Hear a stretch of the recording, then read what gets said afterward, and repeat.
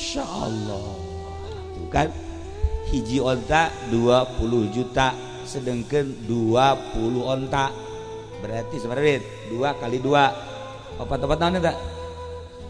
Lu bener ya.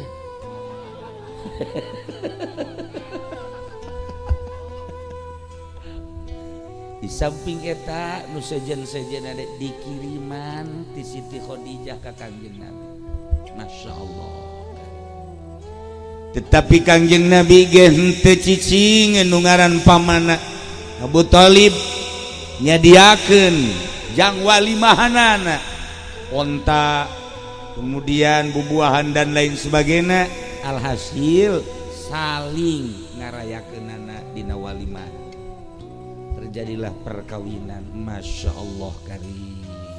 Umur 25 tahun hasil anak Kangjeng Nabi perkawinan ti Siti Khadijah ialah nomor kahiji nu ngaran Qasim. Mantap Kangjeng Nabi kunyahna Abul Qasim. Maot kerletikeun. Nomor kedua Abdullah dengan julukan Thayyib. Maka Kangjeng Nabi sok disebut Thayyib. Thayyib teh bagus atawa senyit. Maot letikeun. Nomor katiluna Siti Ruqayyah, nomor kaopatna Siti Zainab, nomor kalima Ummu Kulsum, nomor kagenepna Siti Fatimah. Etalah putra putri Kangjeng Nabi. Terus Kangjeng Nabi ngalaksanakeun rumah tangga.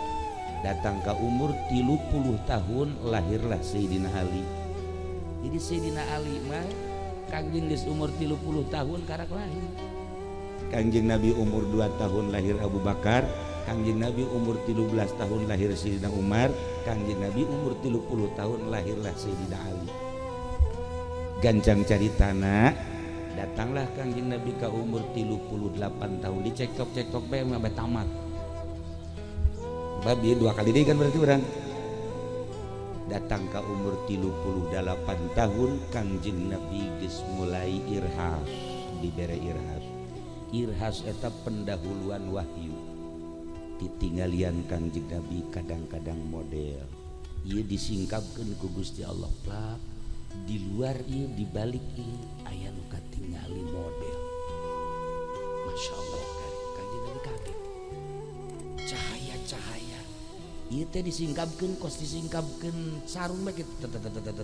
Di balik ieu teh aya cahaya-cahaya. Kangjeng Nabi kaget ngaranna irhas. Dibere keanehan memeh diangkat jadi rasul. Ke eueuh deui. Ke Kangjeng Nabi isukna leumpang batu-batu salam ka Kangjeng Nabi. Assalamu alayka ya Rasulullah. Encan ya Rasulullah ya Muhammad. Assalamu alayka ya Muhammad.